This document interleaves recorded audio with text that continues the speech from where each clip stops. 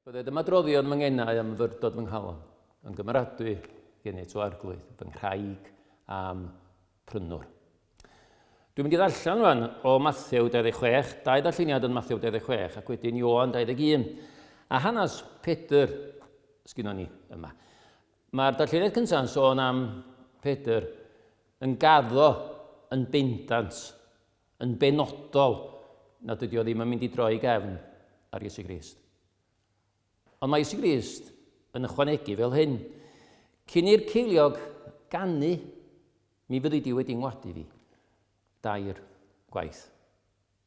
Wrth gwrs, mae Pedr yn mynd ymlaen i wadu dair gwaith. Fod o di ateb yn bendant na fasa fo ddim, mae o'n ateb yr un mor bendant wedyn, nad ydy o'n gwybod dim byd am Iesu Grist. Ymlaen i Ioan 21, a fel oedd Pedr di gwadu di'r gwaith, mae Iesu Grist yn gofyn i Simon Pedr ar lan môr Galilea, ar ôl nhw gael brecwast efo'i gilydd. Mae Iesu Grist yn gofyn, tair gwaith efo, Simon fab Jona, wyt ti yn fy ngharu i? Dyma'r darlluniad cyntaf, Mathew 26, a dechrau darllen yn adnod 31. Yna dywedodd Iesu wrthynt, fe ddaw cwymp i bob un ohonoch chi, o'm hachos i heno. Oherwydd yma'n ysgrifenedig, trawaf y bugail a gwasgerir defaid y praidd. Ond wedi mi gael fy nghyfodi, a fo'ch blaen chwi i Galilea. Atebodd Pedr ef, iddy'n sgwympo bob un o'th achos di, ni chwympaf fi byth. Meddai Iesu wrtho, yn wir rwy'n dweud wrthyt y bydd i ti heno cyn i'r ceiliog ganu fy ngwadu di'r gwaith. Hyd yn oed petrau'n rhaid i mi farw gyda thi, meddai Pedr wrtho, nith wadaf byth. Ac felly y dywedodd y disgyblion i gyd. Awn ni yn ymblyn ar rwan. Mae Gethsemane wedi digwydd ar ôl i Pedr siarad fel hyn. Mae Iesu wedi ddal gan filwyr y deml ac wedi cael ei gymryd i balas Caiaffas yr archoffeiriad. Mae Pedr yn dilyn o bell ac mae o'n nghowt palas Caiaffas. Ac dyma sy'n digwydd. Roedd Pedr yn eistedd y tu allan yn y cyntedd, a daeth un o'r morynion ato a dweud, yr oedd ei tithau hefyd gyda Iesu'r Galilead. Ond gwadodd ef o flaen pawb a dweud, nid wyf yn gwybod am beth rwyt ti'n sôn. Ac wedi iddo fynd allan i'r porth, gwelodd morwyn arall efo dweud wrth yr haid yno, yr oedd hwn gyda Iesu'r Nasaread. Gwadodd yn tai drachefn a llw. Nid wyf yn adnabod y dyn. Ymhen ychydig, dyma'r haid yn sefyll yno'n dod at Pedr ac yn dweud, yn wir, rwyt ti hefyd yn un ohonynt, achos y mae dy acen yn dyfradychu. Yna dechreuodd Pedr regi a thyngu. Nid wyf yn adnabod y dyn. Ac ar unwaith fe ganodd y ceiliog. Cofiodd Pedr y gair a lefarodd Iesu. Cyn i'r ceiliog ganu, fe'n gwedi i dir gwaith.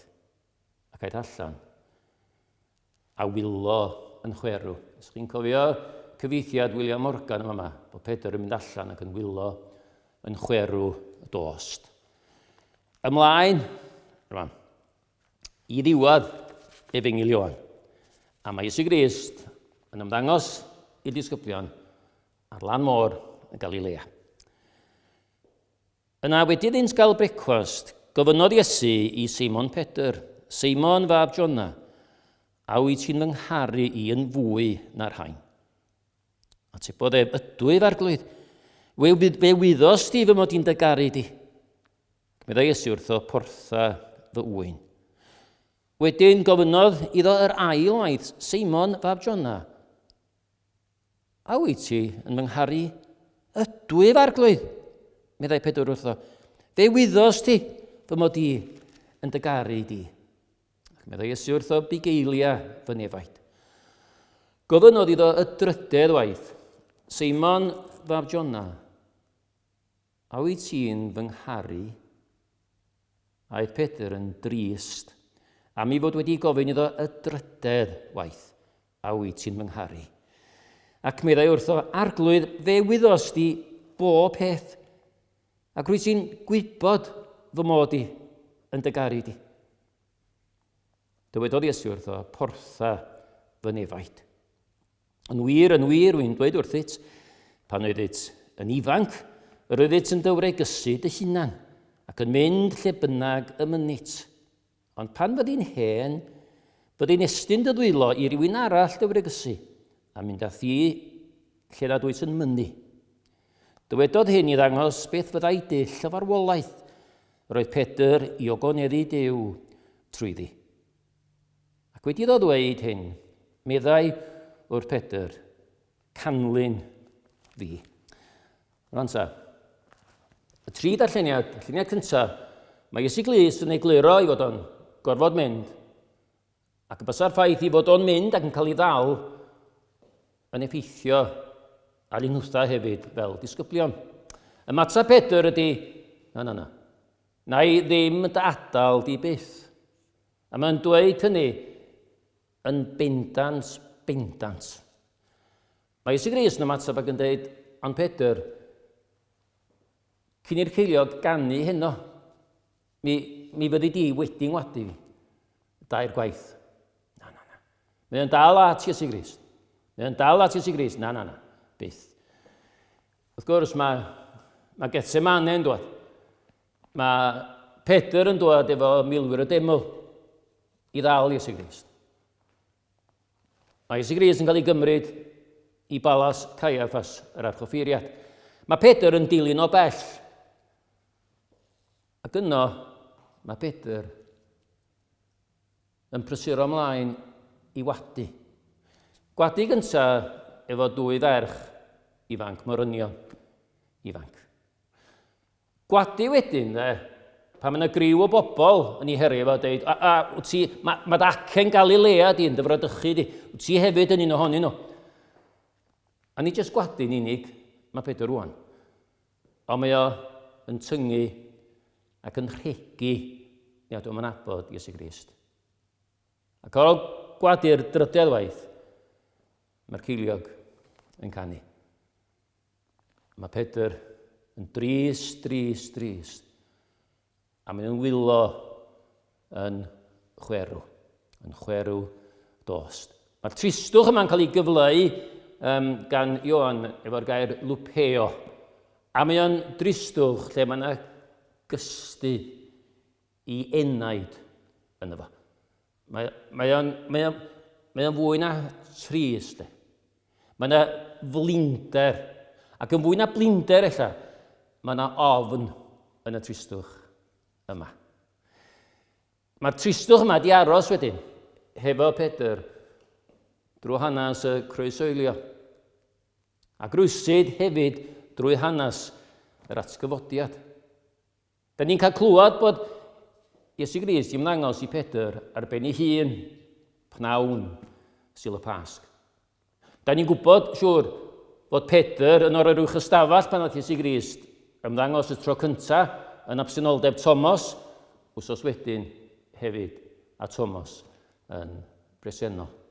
A mwy o weithiau yn siŵr. Ond yma rwan yn y darlleniad heddiw, yn Ioan 21, mae Iesu Grist i mwynhau brecwas efo'r disgyblion, ond yn union fel nath o droi sylw ar ôl cyfarch y disgyblion i gyd yn o'r uwch ystafell pan o Thomas efo nhw. Chi'n cofio mae o'n troi at Thomas dydy. Yn canolbwyntio, mae'r ffocws ar Thomas. Wan ta, ar ôl brecwas ar lan môr Galilea, mae'r ffocws y tro yma ar y dyn Seimon Pedr. A mae Iesu Grist yn gofyn iddo fo, Seimon, wyt ti? Wyt ti'n myngharu i? A mae Pedr yn dweud, yndw, dwi'n dy garu di. Er mwyn dall y geiriau yma yn iawn, Mae rhaid cofio bod yna lot fawr o eiriau mewn Groeg sy'n cyfleu gwahanol fatha o gariad. Y gair am gariad mae Duw yn dangos tuag ata ni, yr cariad eitha anhunanol, cariad da ni hefyd i ddangos tuag at Duw a tuag at sy'n gilydd, de? Fel Cristnogion. Y gair hwnnw ydy'r gair agape. Mae yna air arall, filio di hwnnw, sy'n golygu hoffder, sy'n golygu ymdeimlad o anwyldeb tuag at bobl. Ffrindiau da. Dyma'r filio. Mae o'r un gair ag sydd yn talaith Philadelphia yn America. Hwna'n golygu cariad brawdol. Gair arall ydy'r gair eros sy'n golygu cariad rhamantus. Gair arall wedyn ydy'r gair storche sy'n golygu'r cariad sydd yn bodoli rhwng teulu. Brawd a chwaer, tad a mam a plant tuag at i rhieni. Ia, felly, storche. Rwan, y gair mae Iesu Grist yn ddefnyddio mewn perthynas â Simon Pedr yma, yn gofyn wyt ti'n ymngharu ydy'r y gair eitha mamgariad, y gair agape. Ond pan mae Pedr yn atab, mae yn dweud yn dwarglwydd, a mae yn dweud y gair filio sy'n golygu yn dwarglwydd dwi'n hoff ohonat. Yn dwarglwydd dwi'n dylicio di. Iesu Grist yn gofyn wedyn, Simon fab Jona, wyt ti'n yngharu fi? Defnyddio'r gair agape. Yr ail dro rwan, mae Pedr yn dweud, yn dwarglwydd. A mae'n dweud y gair filio. Yn dwarglwydd dwi'n hoff ohonat ti. Dwi'n licio chdi. Ond ta, chi, dio ddim yr ateb cywir na di. Chi, meddyliwch am sefyllfa lle da chi mewn perthynas efo cariad. A da chi wedi bod yn trio meddwl, o'n pryd ydy'r amser iawn i ddeud mod i yn caru yr hogan yma. Pryd ydy'r amser iawn i ddeud. A wedyn, un diwrnod, da chi'n teimlo ddigon hyderus, da chi'n teimlo ddigon dewr, a da chi'n mentro.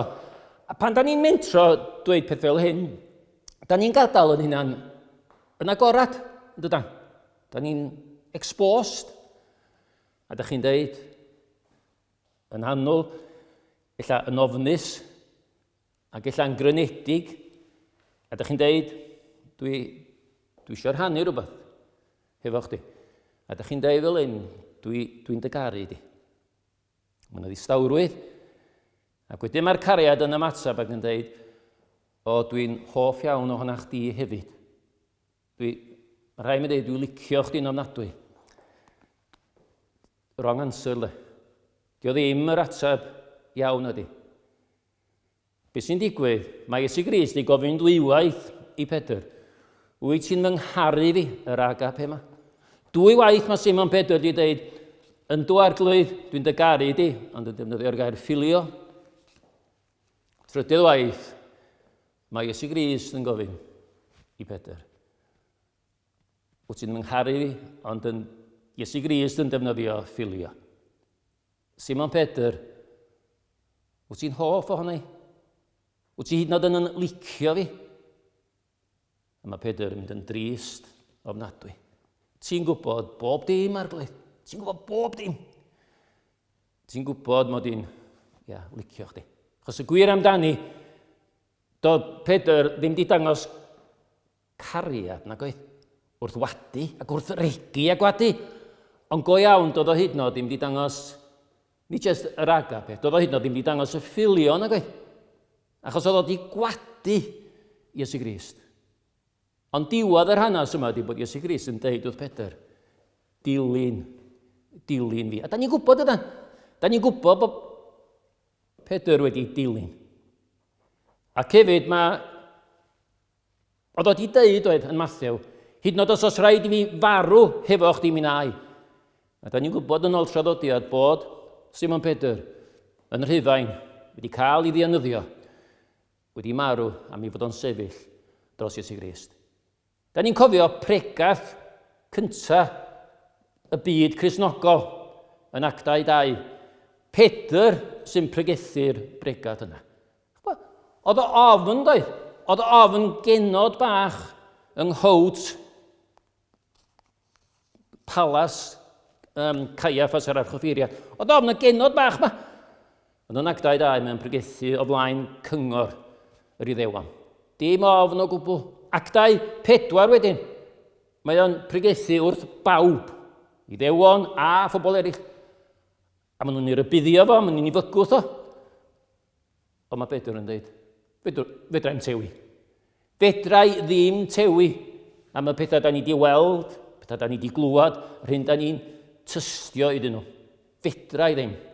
Pedr hefyd sy'n dweud, na dos na ddim iachawdwriaeth yn neb arall o gwbl. Na.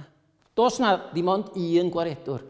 Y gwaredwr, mab Duw, nath o unwaith i wadu. A mae'r Pentecost yn newid bob dim. Pedr yn cael ail gyfle ac yn cael ei wachodd i ddilyn Iesu Grist. Wan, does na neb yn berffaith nagos. Rhywun sy'n gwrando, rhywun sy'n gwylio heddiw, da chi'n meddwl bod chi'n berffaith? Fi'n cofio pan o'n i'n coleg, un o'n ffrindiau fi'n dod adra ar ôl gwyliad, dod yn ôl i coleg ar ôl gwyliad olig, ac yn rhannu digwyddiad yn capal i dad o'n nidog. A dweud, bore yma, bod i dad o'n sôn am berffeithrwydd Cristnogol, fel o John Wesley yn sôn, fel da ni'n tyfu yn y ffydd ac yn defnyddio'r gair Christian perfection. Ac, wrth gwrs, fel Cristnogion, mae'n perffeithrwydd ni yn perthyn i Iesu Grist ydy. Dim un hynna, da ni'n cael yn gwisgo amdanom hefo perffeithrwydd Iesu Grist. A dyma'r gweinidog moan, bore Sul ma'n just holi, chi efo gweinidogion weithiau, pregethwyr, da ni'n gofyn cwestiwn, ond da ni'n disgwyl i chi atab, da ni'n atab o'n hynna. A doedd o'n disgwyl i neb atab. Anybody in the congregation think they're perfect, medda fo. A dyma rhyw foi ifanc yn cefn, rhaid i law i fyny. Ac oedd y gweinidog, mae'n siŵr iawn, be wneud o'n, oedd o'n nabod ydyn. Yn diwedd, mae'n meddwl, well, mae'n rhoi cyfle, dda fo. So you think you're perfect, do you? Medda fo.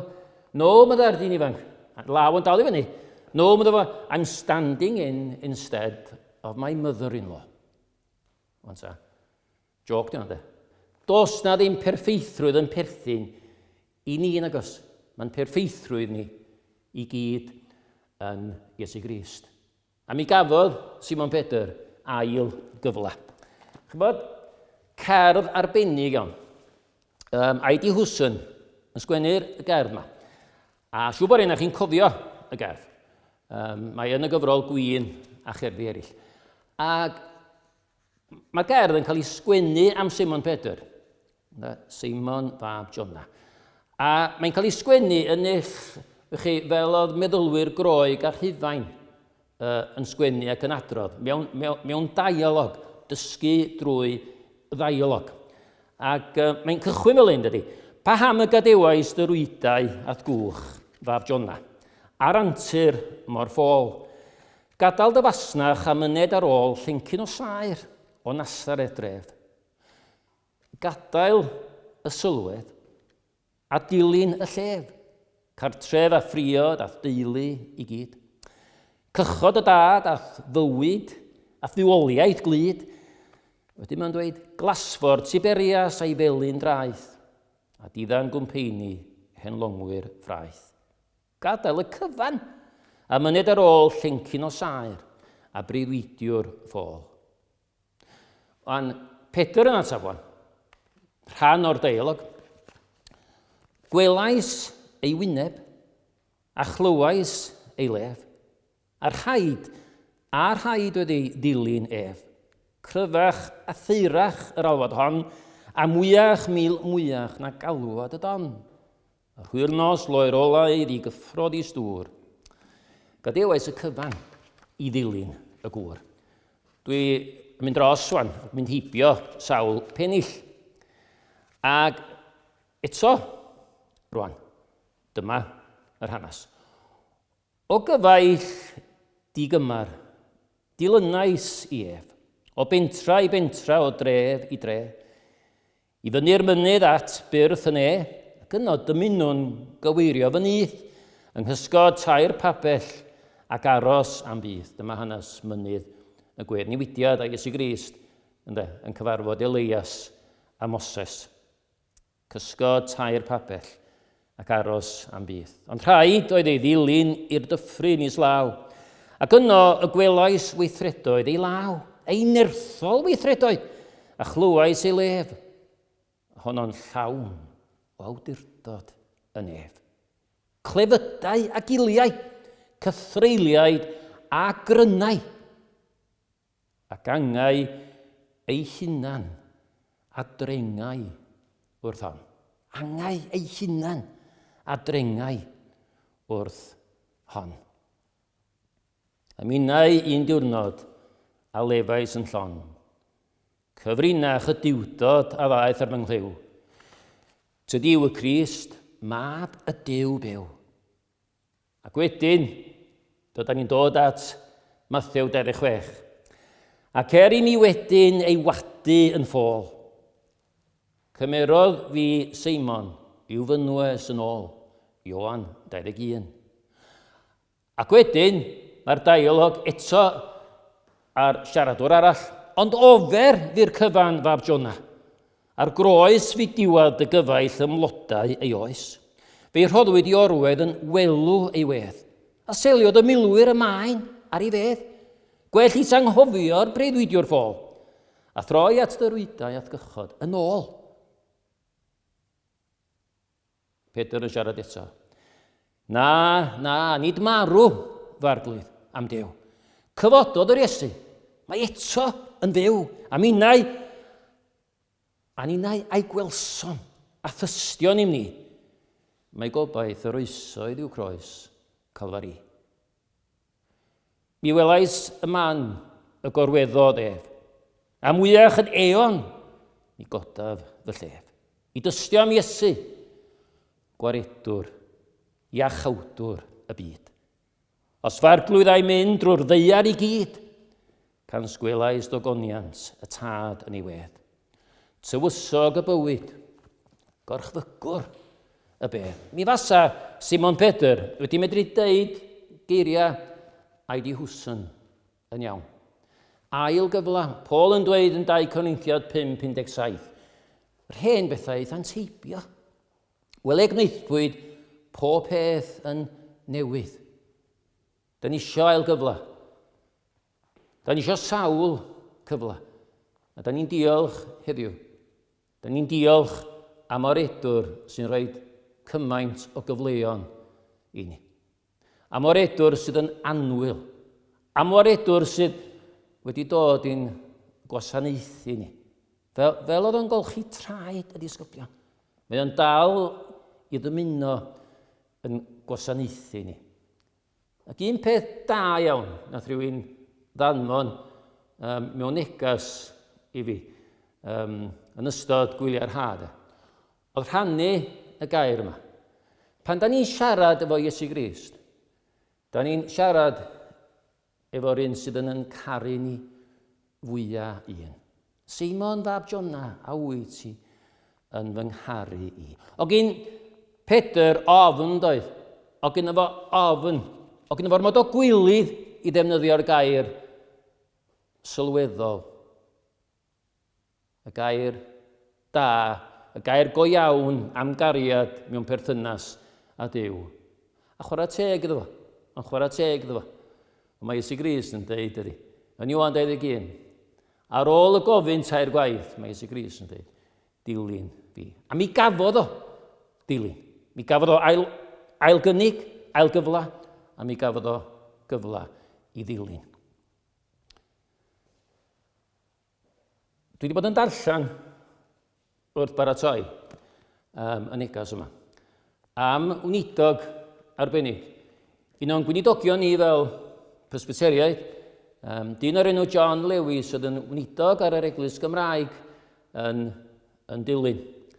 Ac eglwys nath gau i radda yn 1944 lle diwad rhyfel, ond oedd hi'n eglwys oedd wedi bodoli am ddegawda. A John Lewis wedi bod yn wnidog yno am flynyddoedd. O'n i'n darllen mor ddiweddar a 2015 lle. Bu farw yr aelod hynna oedd wedi bod â chysylltiad ar eglwys. Gwraig yr enw Netta Jones oedd yn byw yng Nghaer Gybi. Ac un o'r pethau John Lewis yn neud yn gyson, bob bora dydd Sadwrn, oedd o'n codi'n gynnar, ac oedd o'n mynd ac yn sefyll tu allan i garchar dilyn. Ac i groesawu carcharorion oedd yn cael ei gollwng allan o'r carchar. Bag gyda fo yn ei law, a'r bag yn llawn o testamenta newydd, ac oedd o'n rhannu y testamenta yma hefo'r bobl yn dod allan o'r carchar. Wan sa, ddwn ni ymlaen o'r 1920, a ddwn ni i 1960, ac ar bromenad Aberystwyth. Mae yna griw o gyfeillion byddin a chaldwriaeth, a mae hwnna efo'i band ac yn o blaen, yn canu am yna, a mae yna bregethwr yn pregethu.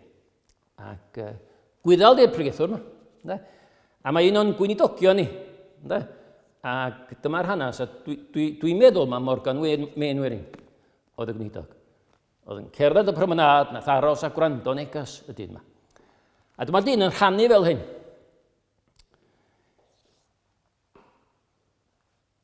O'n i yn dod allan o'r carchar yma yn Nili, yn gynnar i'w fora. A dyma yna ddyn yn sefyll wrth drws y carchar, efo bag yn ei law ac yn cynnig llyfr i mi.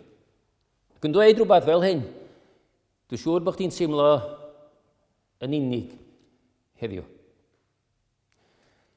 Dwi'n rhoi y llyfr mewn i chdi. Ac os darllenid i'r llyfr, fyddi di ddim yn unig. Os darllenid i'r llyfr, mi ddei di i nabod ffrind, bydd yn golygu na fyddi di ddim yn unig byth o gwbl. A mydda'r dyn wrth bregethu ar bromenad Aberystwyth. I read the book, and I found a friend, and that's why I'm here today. Pwyd y dyn? I'll tell you who he was. He was a Presbyterian minister, a Welsh Presbyterian minister, a minister in a little Welsh church in Dublin. John Lewis, yn gwybod dim byd nag oedd. Yn gwybod dim byd pan oedd yn codi'r bora hwnnw.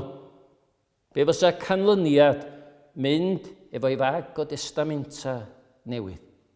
Mewn blynyddoedd bod na ddyn yn mynd i sôn am y digwyddiad a dweud, I read the book and I found the friend. Mi ddodd Simon Peter yn ôl yn ffrindiau hefo Iesu Grist. Ac Actau 4, fedrwn ni'n peidio sôn. Fedrwn ni ddim bod yn dawel. Ond sa, trist oedd Peter ar ôl gwadu de. Trist iawn. Y gair lwpeo yma. Y tristwch eithafol, y tristwch cystuddiol ofnadwy yma. Y tristwch lle mae yna boen yn rhan o'r tristwch. Ond mi nath Iesu Grist roed ail gyfla. So, os yda ni, unrhyw un ohono ni, os da ni'n cario rhyw faich, os da ni ynglyn â ryw dristwch, os da ni'n methu madda i rywun, i ni ddwad ar teimladau yma i gyd at Iesu Grist. Pam? Wel, y fo sy'n yn caru ni fwyaf, de. Y negas o'n ni wedi cael pan da ni'n gweddio, da ni'n siarad efo'r un sydd yn caru ni fwyaf un. Dwad ar cwbl Iesu Grist yn dymuno yn gwasanaethu ni. Da ni'n diolch i'r arglwydd am ei air yn Mathew ac yn Efengyl Ioan. Iesu Grist, nid marw, mae ddaid i wsyn, nid marw farglwydd am Dew. Nid marw. Iesu Grist, gorchdygwr y beth. Diolch i Dduw amdano fo. Amen.